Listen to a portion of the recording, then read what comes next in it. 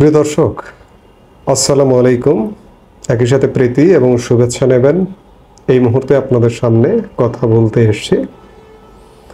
ভারতের রাষ্ট্রপতির কাছে পরিচয়পত্র পেশ করে দেশে ফিরলেন কেন বাংলাদেশের হাই কমিশনার? এই প্রসঙ্গটা নিয়ে আপনাদের সামনে কথা বলবো। বিষয়টি মনে হতে পারে তুচ্ছ, সাধারণ, সিম্পল ম্যাটার, কিন্তু ভারত বাংলাদেশ সম্পর্কের জায়গায় যথেষ্ট সংবেদনশীলতা আছে। আপনারা জানেন যে নয়াদিল্লিতে বাংলাদেশের একজন নতুন হাই কমিশনার নিয়োগ করা হয়েছে, রিয়াজ হামিদুল্লাহ। তিনি 29শে মে গত বৃহস্পতিবার ভারতের রাষ্ট্রপতি দ্রৌপদী মুর্মুর নিকট নিজের পরিচয়পত্র পেশ করেছেন। এই পরিচয়পত্র পেশ অনুষ্ঠানটি আরও আগে হবার কথা ছিল, গত 15 মে, কিন্তু এই অনুষ্ঠানটি অনুষ্ঠিত হবার 3 ঘন্টা আগে বাংলাদেশে হাই কমিশনারকে জানানো হয় যে অনুষ্ঠানটি স্থগিত করা হয়েছে। আসলে কেন স্থগিত করা হয়েছে, কী কারণে, রাষ্ট্রপতির কোনো জরুরি শিডিউল ছিল কিনা ভিন্ন, এগুলো কিছুই হয়নি বা জানা যায়নি যে কেন হঠাৎ করে অনুষ্ঠানটি স্থগিত হলো। অবশেষে গত 29শে মে বৃহস্পতিবার হাই কমিশনার বাংলাদেশের নয়াদিল্লিস্থ তিনি রাষ্ট্রপতি মুর্মুর নিকট নিজের পরিচয়পত্র পেশ করেন। কিন্তু পরিচয়পত্র পেশ করলেন, একজন নতুন হাই কমিশনার নিয়োগপ্রাপ্ত হলেন দিল্লিতে।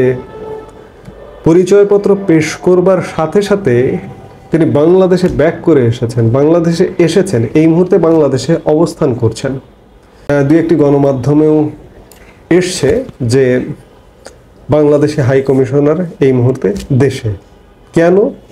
মাত্র 29 তারিখে পরিচয়পত্র পেশ করে আসতে পারেন, কোনো কাজে আসতে পারেন, কিন্তু আমার কাছে বিষয়টা খুব একটা স্বাভাবিক মনে হয় না। তাকে কি জরুরি ভিত্তিতে এমন কোনো বার্তা দিয়েছে ভারত যে তুমি নিজ দেশে যাও, গিয়ে তোমার দেশকে বলো, দেশকে বার্তা দাও? হতে পারে। একটি সংবাদ মাধ্যম বলছে যে দ্বিপক্ষীয় সম্পর্কের স্পর্শকাতর বিভিন্ন ইস্যু নিয়ে আলোচনায় ঢাকা এসেছেন নয়াদিল্লিতে নবনিযুক্ত বাংলাদেশের হাই কমিশনার রিয়াজ হামিদুল্লাহ। গত বৃহস্পতিবার আমি খানিক আগে যেটি বললাম, ভারতের প্রেসিডেন্টের কাছে পরিচয়পত্র পেশের পর এই প্রথম কনসালটেশনে ঢাকা এলেন তিনি। সরকারের দায়িত্বশীল সূত্র মানবজমিনকে এ তথ্য নিশ্চিত করেছে। মানবজমিনে এমন রিপোর্ট হয়েছে। দায়িত্বশীল সূত্রটি আরও জানিয়েছে যে সীমান্ত হত্যা, ভারতের উত্তর পূর্বাঞ্চলে বন্যা পরিস্থিতিতে ভাটিতে কী প্রভাব পড়তে পারে, কথিত অবৈধ বাংলাদেশিদের বিতরণের আচমকা তোড়জোড় এবং স্থলবন্দর দিয়ে তৈরি পোশাক সহ বাংলাদেশের বিভিন্ন পণ্য রপ্তানিতে নিষেধাজ্ঞার বিকল্প নিয়ে সরকারকে ভাবতে হচ্ছে। এজন্য কনসালটেশনে হাই কমিশনারকে ডেকে আনা হয়ে থাকতে পারে। ভারত থেকে বাংলাদেশে কন্টিনিউ পুশব্যাক চলছে। আবার এর মধ্যে একটা সীমান্ত হত্যার ঘটনাও ঘটেছে গত শনিবার মানে 31শে মে রাতে মৌলভীবাজারের কুলাউড়া সীমান্তে সর্বশেষ একটা সীমান্ত হত্যার ঘটনা ঘটেছে। ভারতীয় সীমান্তরক্ষী বাহিনীর বিএসএফের গুলি করে প্রদীপ বৈদ্য নামে এক বাংলাদেশি তরুণকে হত্যা করে লাশ নিয়ে যায়। ওদিকে বাংলাদেশের বিভিন্ন সীমান্ত দিয়ে প্রায়শই পুশব্যাক করছে ভারত। দেশটির কাছে এ বিষয়ে ব্যাখ্যা চেয়েছে বাংলাদেশ, কিন্তু আনুষ্ঠানিকভাবে নয়াদিল্লি এ নিয়ে কিছু বলেনি। ভারত বাংলাদেশ সম্পর্ক ভয়ানক খারাপ, এটি আর বলবার অপেক্ষা রাখে না। গত 10 মাস যাবৎ আসলে সম্পর্ক নেই যদি বলেন তাহলে ভুল হবে না। যদিও এর মধ্যে বৈঠক হয়েছে, দুদেশের পররাষ্ট্র সচিব পর্যায়ে বৈঠক হয়েছে, পররাষ্ট্রমন্ত্রী, পররাষ্ট্র উপদেষ্টা পর্যায়ে বৈঠক হয়েছে, এমনকি প্রধান উপদেষ্টা, প্রধান মন্ত্রী পর্যায়ে বৈঠক হয়েছে। তারপরেও সম্পর্কটা কোনোভাবে ভালো হচ্ছে না এবং খুব নিকট ভবিষ্যতে ভালো হবার সম্ভাবনাও দেখা যাচ্ছে না।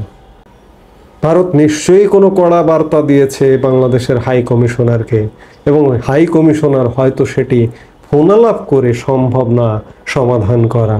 সশরীরে আসতে হবে, এসে বৈঠক করে আলাপ করতে হবে, এজন্যই নিশ্চয়ই এসেছেন। ভারত বাংলাদেশ সাম্প্রতিক সম্পর্ক আমার কাছে কোনোভাবেই ভালো ঠেকছে না নানা কারণে। সীমান্তে ভারত সৈন্য সমাবেশ করছে, বাংলাদেশের ভেতরে ভারতীয় ড্রোন চলে আসছে, নানা রকম শঙ্কা কিন্তু কাজ করছে। আপনারা অনেকেই বলবেন যে দেশে অভ্যন্তরে নানা রকম অস্থিরতা চলছে, দেশে নানা রকম ষড়যন্ত্র চলছে, অস্থিরতা থেকে কবে বেরোবে এই মুহূর্তে কেউ বলতে পারে না। অন্যদিকে যদি সীমান্তে অস্থিরতা চলে তাহলে আমাদের কপালে সত্যিকার অর্থে শনির দশা আছে। এই মুহূর্তে এ পর্যন্তই। সবাই ভালো থাকুন, সুস্থ থাকুন। আমাদের ভিডিওগুলো নিয়মিত পেতে সাবস্ক্রাইব করুন Sajjad Kadir and the legends YouTube channel এবং লাইক, কমেন্ট, শেয়ার করে সাথে থাকুন।